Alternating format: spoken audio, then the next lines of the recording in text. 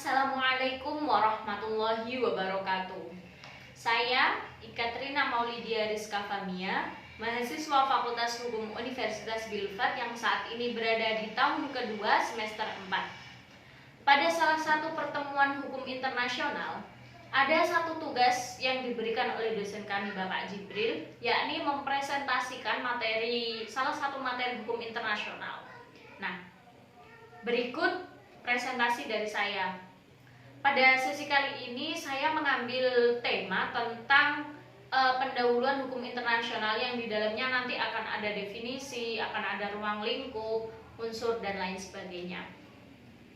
Yang pertama yang akan kita bahas yakni hukum internasional.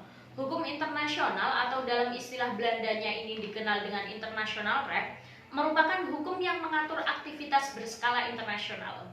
Yang pada awalnya definisi hukum internasional itu sebagai suatu perilaku dan hubungan antar negara.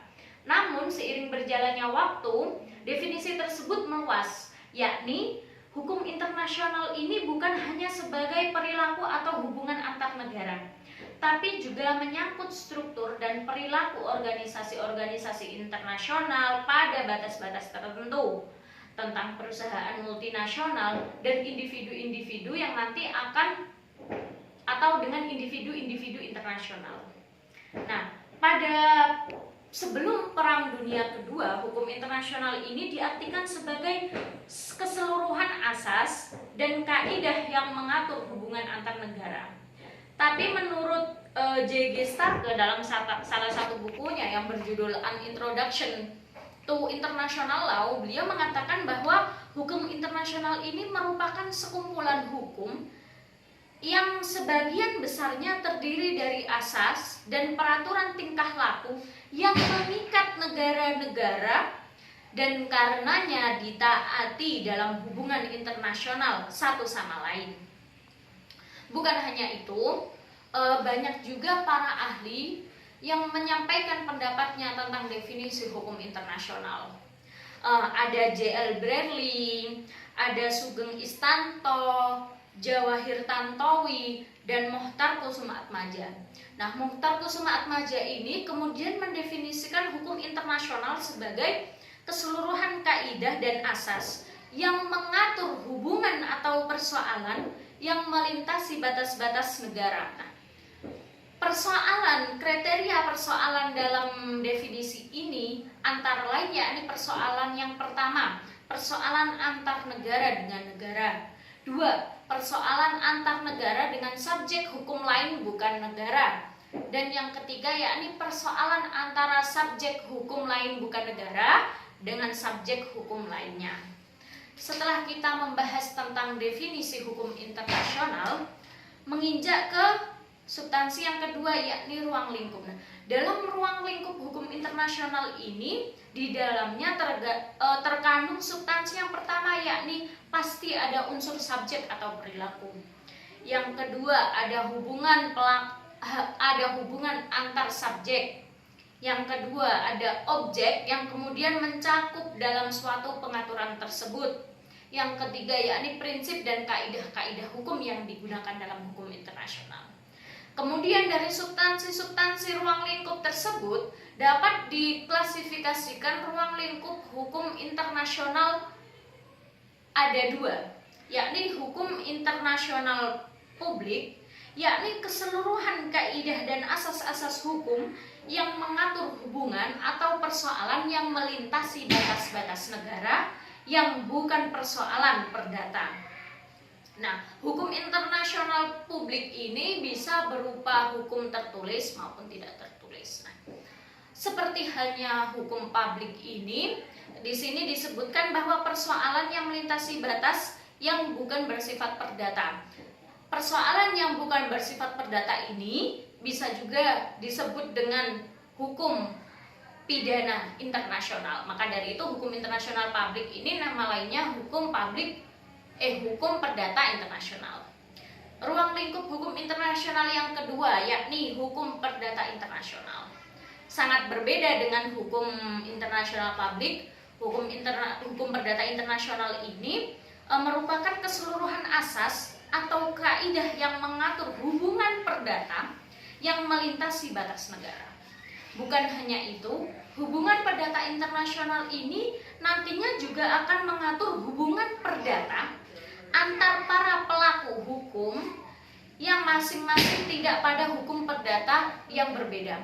Maksudnya di sini, ketika suatu hukum internasional yang nanti subjek atau subjek hukumnya ini merupakan subjek hukum perdata yang seumpama berwilayah di Indonesia, bersengketa dengan subjek hukum perdata yang berada di Eropa, yang masing-masing subjek hukum perdata ini memiliki kiblat hukum perdata yang berbeda. Maka dari itu hukum perdata internasional ini kemudian mengatur antara dua subjek hukum perdata yang memiliki yang tidak pada hukum perdata yang berbeda. Selanjutnya yakni unsur hukum internasional. Nah, unsur hukum internasional ini nanti kemudian ada 3 bagian terbesarnya. Dalam 3 unsur ini dapat berupa kebiasaan internasional yang telah lama berlaku. Bisa pula didasarkan pada landasan hukum yang dilakukan 2 atau lebih negara sebagai salah satu subjek hukum internasional yang telah diakui keberadaannya. Maksudnya didasarkan pada landasan hukum yang dilakukan 2 negara atau sebagai salah satu subjek hukum karena negara ini merupakan subjek hukum dalam internasional. Nah, landasan hukum yang digunakan sebagian besar subjek hukum ini merupakan landasan hukum yang telah diakui keberadaannya. Nah, 3 unsur besar tersebut adalah 1. Hubungan negara dengan negara lain. Hubungan negara dengan negara lain ini bisa berupa hubungan diplomatik, peperangan, perniagaan, dan lain-lain. Yang unsur yang kedua yakni persoalan yang melintasi batas negara. Bisa berupa bantuan kemanusiaan, bencana alam, bahkan pengungsian.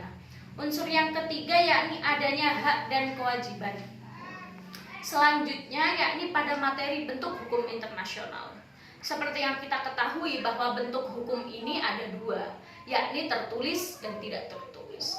Begitu juga dengan hukum internasional, ada 2 bentuk, yakni tertulis dan tidak tertulis, atau biasa disebut dengan kebijakan internasional atau bahasa yang sering digunakan itu customary law. Nah, namun dalam bentuk hukum internasional yang tertulis dan tidak tertulis tersebut, jika dilihat dari ruang lingkup subjek hukumnya dan wilayah atau kawasan berlakunya suatu hukum tersebut, dapat diklasifikasikan bentuk hukum internasional ke dalam 3 bentuk besarnya. Yakni yang pertama, hukum internasional umum, universal maupun global.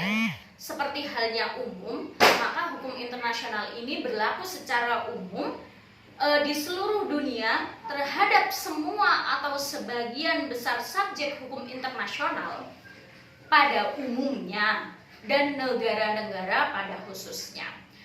Jadi hukum internasional umum ini bisa berlaku di seluruh atau sebagian dari subjek-subjek hukum internasional. Nah, contohnya ini yang pertama ada Konvensi PBB tentang hukum laut yang dikeluarkan pada tahun 1982. Yang kedua ada contoh hukum umum yakni Konvensi Jenewa yang di situ mengatur tentang perlindungan korban perang. Ada juga Deklarasi Universal tentang Hak Asasi Manusia pada tahun 1948 dan konvensi-konvensi internasional lainnya. Bentuk hukum internasional yang kedua yakni ada hukum internasional regional. Seperti dengan namanya bahwa hukum internasional regional ini sangat berbeda dengan hukum internasional umum.